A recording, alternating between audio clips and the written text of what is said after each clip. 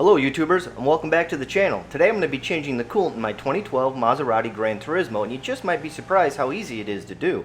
If you're curious what the local Maserati dealer will charge you, well, let me give you a hint. It won't be cheap. When I called my local Maserati dealer, they quoted me almost $800 to perform this service. Ouch! But don't worry, I can save you from the tyranny of the dealership, because DIYing this service will only take up an hour of your time, and will only set you back around $60 in coolant.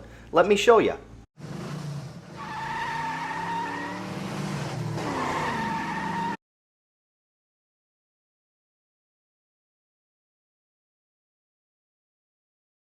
Before I get started with the coolant change, I'm going to quickly plug my cousin's YouTube channel, Garage Noise. My cousin has been in the auto body repair industry for practically his whole adult life. He owns a very successful auto body shop and has done some really impressive paint jobs on cars. If you're interested in learning how to paint cars or fix body panels, then definitely give his channel a look. He has a variety of in-depth do-it-yourself videos that will help you get started in the auto body field. I'll leave a link to his channel in the description. In my opinion, the key to keeping the cooling system in tip-top shape is changing the coolant on a regular basis, like every 2 to 3 years, and never mixing coolant types. I plan on draining and filling my car a few times with Prestone coolant since I have no idea what coolant type is currently in my car. Basically, I'm trying to lower my chances of a chemical reaction happening by mixing coolant types. Even though the Prestone coolant says it's safe to mix with any type of coolant, I would rather not take that chance. So I will be draining all of the coolant in my car's radiator and then filling it with fresh Prestone coolant. I'll then drive the car for a week and then repeat the drain and fill process again. I think doing it this way will ensure I remove most of the old coolant. The coolant I'll be using is already pre-mixed with water, but if you plan on purchasing the concentrate version of this coolant, then don't forget to purchase a few gallons of distilled water so you can mix it at a 50-50 ratio with the coolant. Draining and filling the coolant in a Granturismo is very easy because the cooling system in this car is self-burping. Basically, all you have to do is drain the old coolant, fill the system with new coolant, start the car, and then continue to top off the coolant reservoir until it won't take any more coolant. Let me show you. Alright, so the first thing we got to do is lift the hood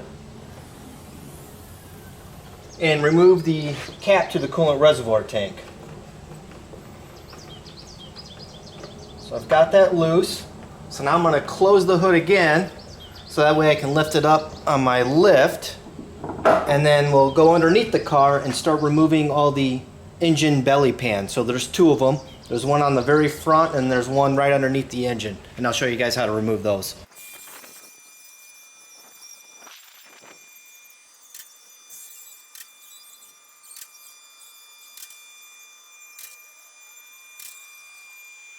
Alright, so I got the car on the lift. And the first thing the shop manual's telling me to do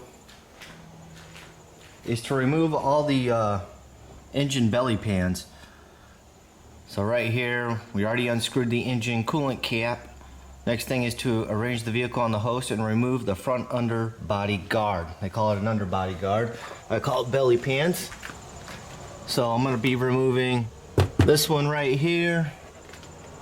And then it looks like this big one right here as well. So you'll need a T30 to grab these, and then these are just 10mm. So I'm gonna go ahead and start getting these removed. So I got my 10mm socket and ratchet. I'm just gonna go ahead and start removing all these bolts.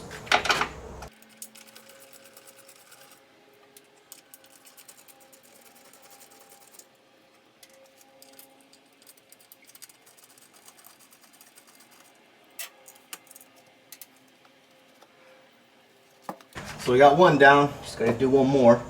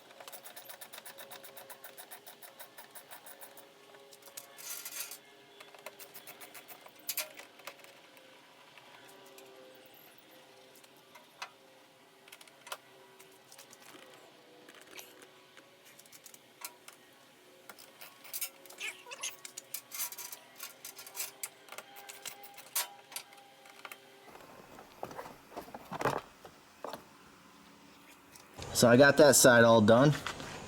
So I'll just continue removing the bolts to this belly pan, which I'll refer to as the bat wing, since it kind of looks like a bat wing a little bit. So we just got a few more T30s that I have to undo all along right here, and then this whole assembly should pop down.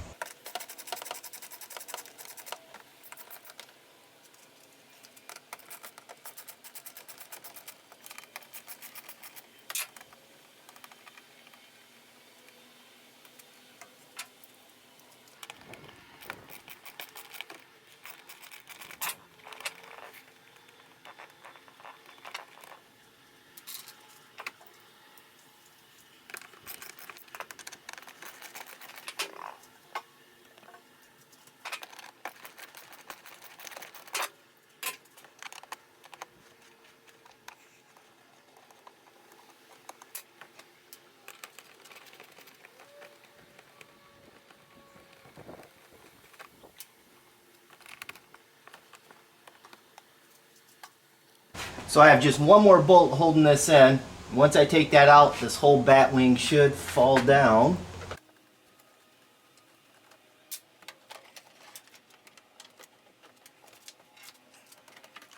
Alright guys, so we got the bat wing removed right here, which revealed the drain plug to the radiator.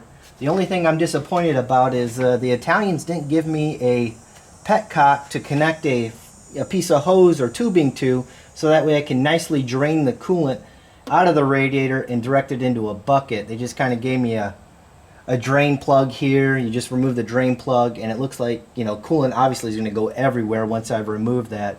So I'm hoping to minimize that mess by using a piece of cardboard to direct that coolant into a bucket. So I've cut this piece of cardboard out and I'm going to put it up here like so. I'm going to tape it into place, and I'm hoping once I loosen that drain bolt with a flathead screwdriver, coolant will bounce against that and then be directed nicely into a bucket. Or at least that's the theory behind it. I don't know how well that's going to work, but let's find out.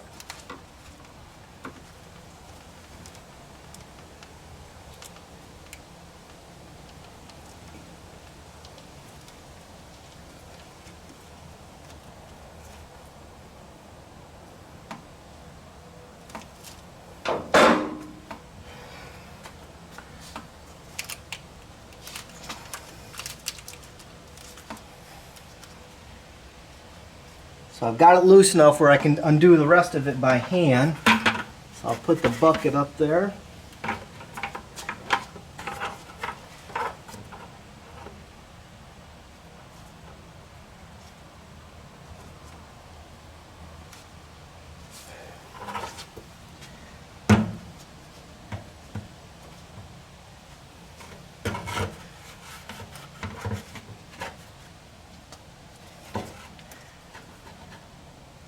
Oh man, I think this is going to be messy. This is going to be messy.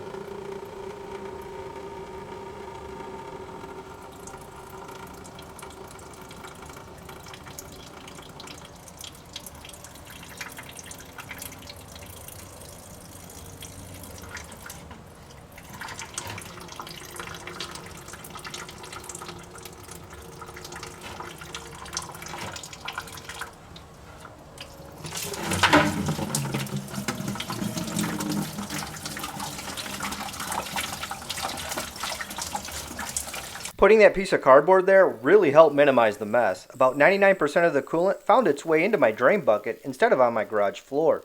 If you don't plan on using a piece of cardboard by the drain plug, then draining the coolant is going to be a very messy job. Alright, it's finally done draining. There's all the old coolant in my 5-gallon bucket. As you can see, it's about halfway full, so about 2.5 gallons came out, which isn't bad because the system only holds 3.43 gallons. So we got a good portion of the old coolant out. So the next thing I'm going to do is reinstall the drain plug and start filling it full of coolant.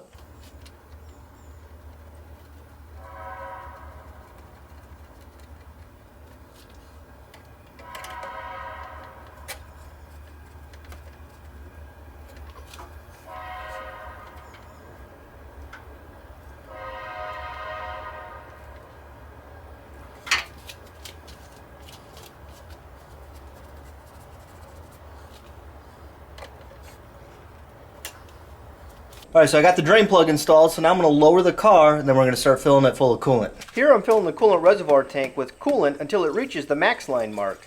My car took about 2.3 gallons before it reached the max full line mark on the tank.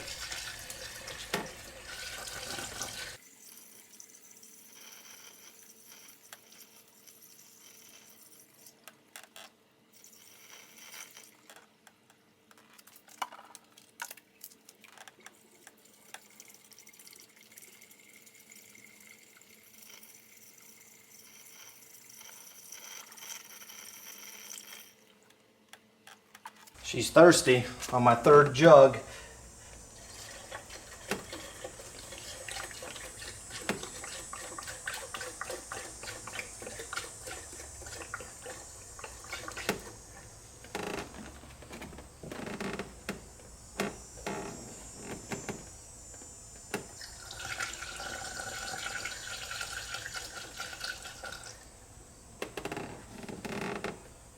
Alright, finally hit the max mark. I have the coolant reservoir tank filled to the max mark, so now we're ready to hop in the car, start it up, turn the HVAC system on with the heat blowing.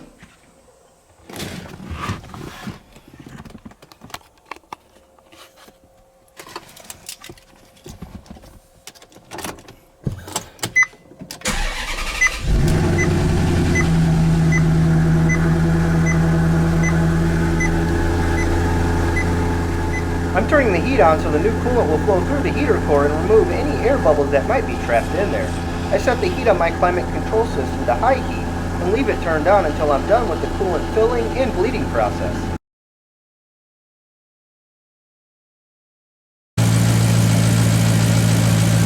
As the car warms up and the thermostat opens, it will draw in coolant from the coolant reservoir tank, so you want to make sure you keep this topped up.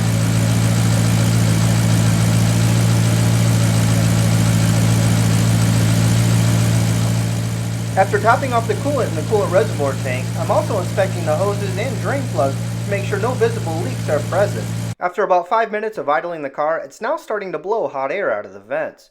The car's temperature gauge is not quite at the middle mark yet, so I'm going to keep an eye on it and continue to top off the coolant reservoir tank as needed.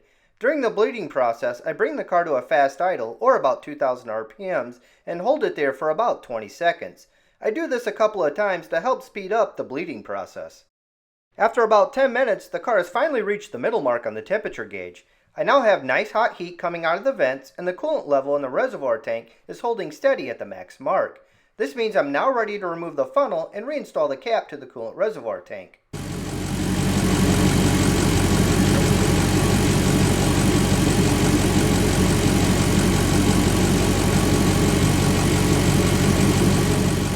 With the cap installed on the reservoir tank, I'm now going to let the car idle for another 10 minutes so the cooling system can build pressure.